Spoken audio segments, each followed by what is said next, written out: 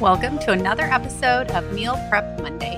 I'm your host, Allison Schaafshares, and today I'm talking about food ideas when you are traveling. Before jumping in though, a quick reminder that if you have not tried our meal prep meal plans, you can head to prepdish.com/podcast and get 1 week for free.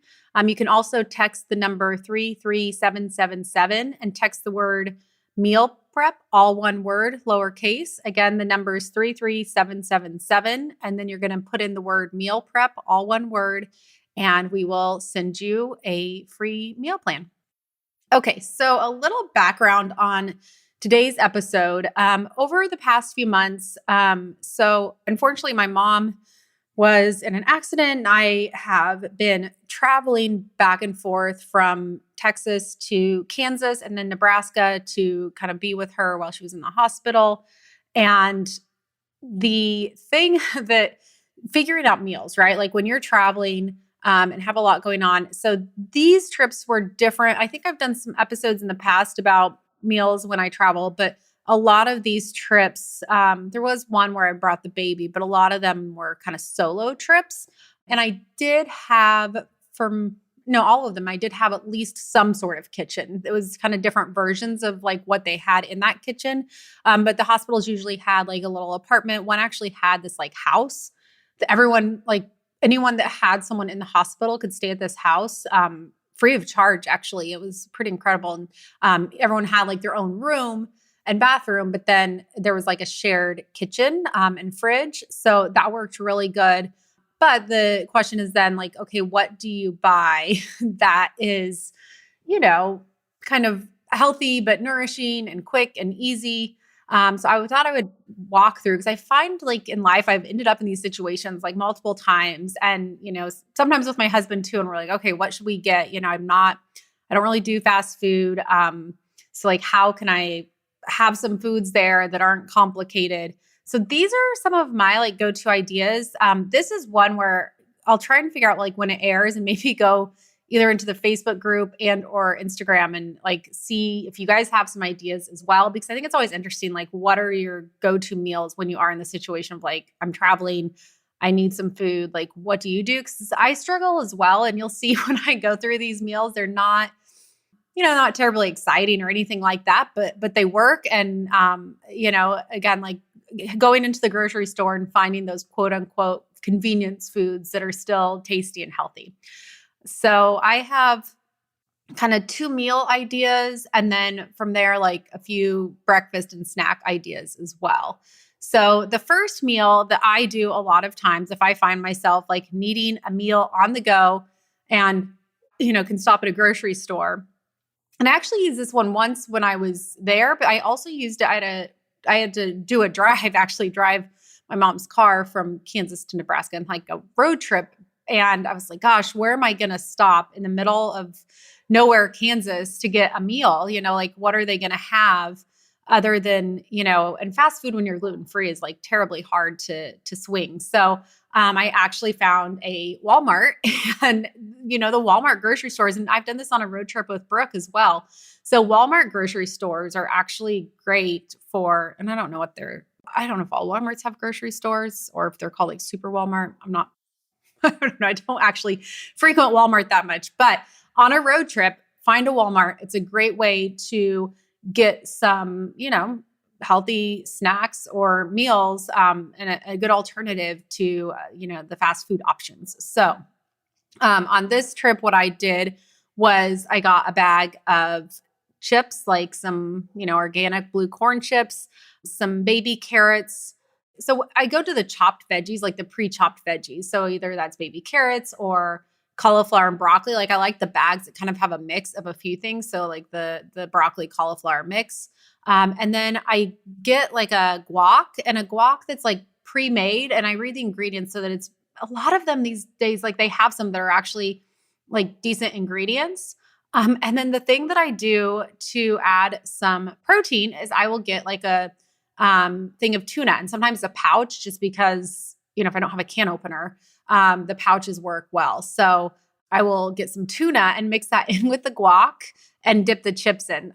I don't know if that's your thing. If it's not, the other thing I've done is just gotten some deli meat and kind of made little like wraps. Like I'll put some guac in it and like wrap it up and make little like kind of deli wraps or something. So that's kind of like the thrown together snack meal that I used multiple times when traveling. Again, not gourmet, nothing like fancy, but it just was satisfying and I thought it tasted good. I don't know. The tuna thing might be weird to you, but it worked for me.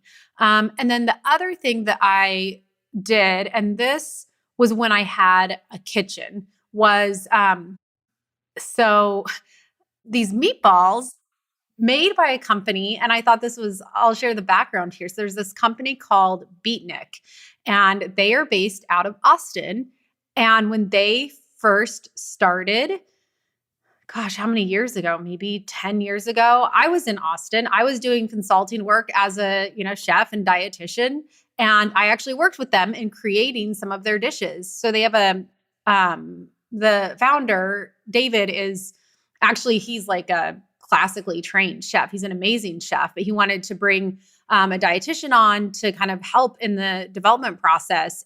And I don't know if it's still the same version, but when I was there, we came up with this idea of meatballs and we worked to create these. And I mean, since then, they've done a lot of like amazing things that I haven't been a part of, but at least the original version of the meatballs, I was a part of helping to create those. So I thought that was pretty funny and full circle when I ended up at a grocery store in Kansas and found these Beatnik meatballs. They're just beef meatballs. I want to say it's almond flour. I'm not sure. They're gluten-free and there's some sort of flour in there. And then other than that, they're very minimal ingredients, like very kind of clean ingredients. And again, I was kind of part of that process of creating that product.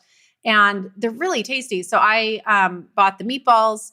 And then I bought some sweet potatoes. And I did one day, this was when I had a kitchen and they had an oven. So I baked a bunch of sweet potatoes and then also got some baby spinach because again, like no chopping for the baked sweet potatoes or for the baby spinach.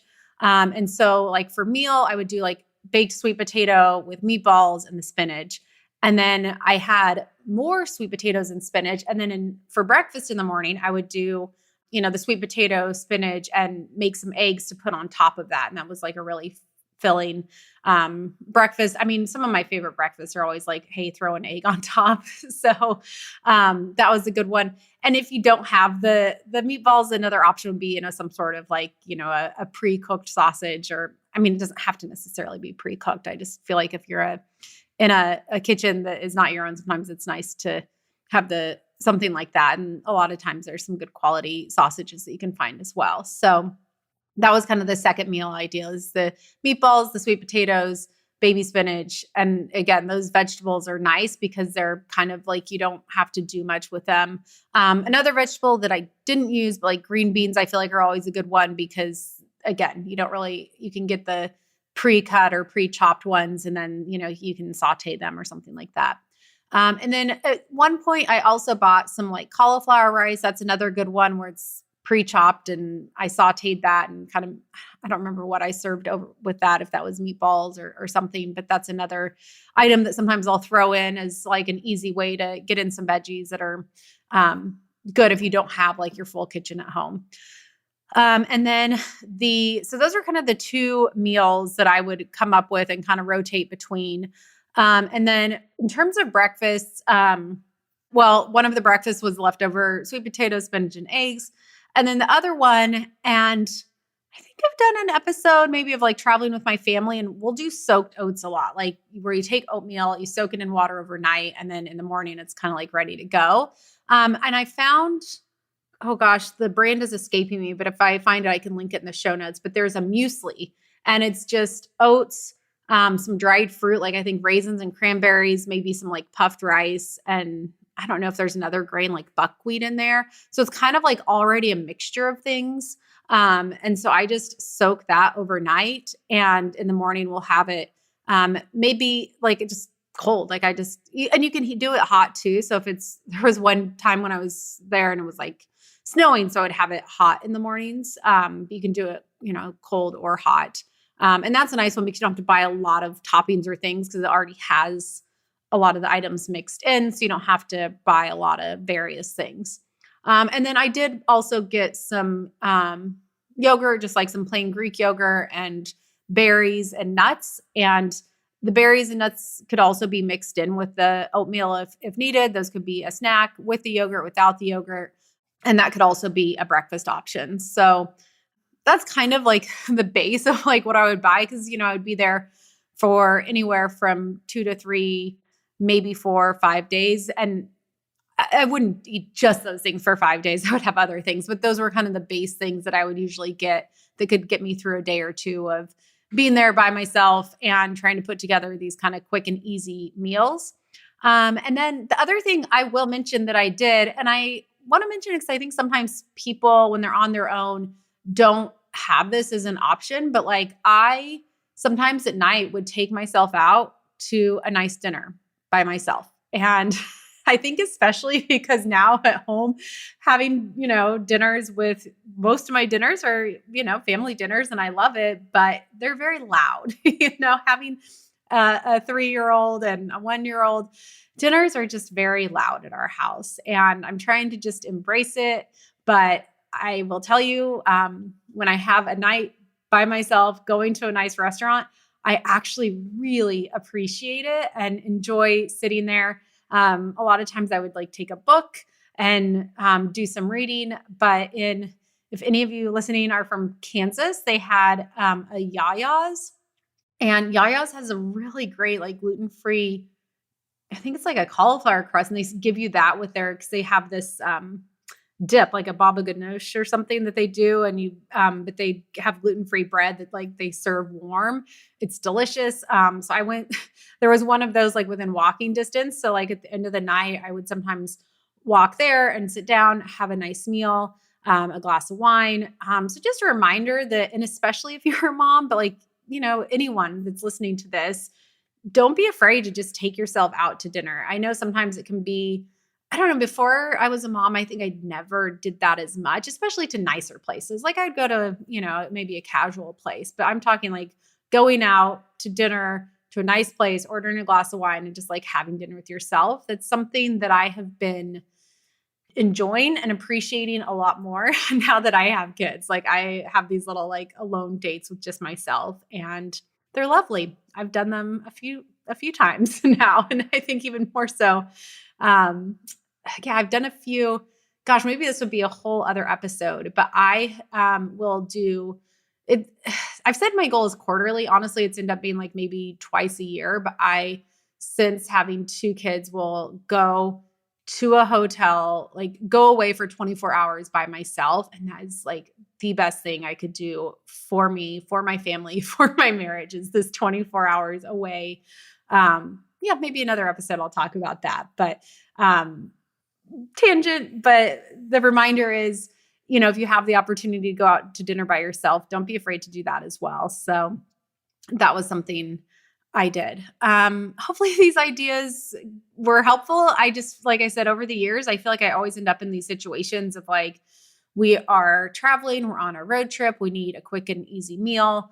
And I just think, going to a grocery store is a really good way to go and find some, healthy or healthy-ish snacks that aren't fast food, especially if you're gluten-free or have any sort of allergies or restrictions. I think it's a good alternative to fast food. So hopefully this sparks some ideas for all of you. And again, if you guys have ideas, like I'm always looking for something, because I kind of get stuck in the rut of like, okay, here's these like 2 or 3 ideas. But other than that, like sometimes I get to a grocery store, I'm like, what do I do for like something to snack on or have for a meal? And how can I throw this together? So I'm open to ideas as well. Okay, well, I hope this episode was helpful. A quick reminder that if you have not tried out our meal plans, you can go to prepdish.com/podcast to try 1 free week for free.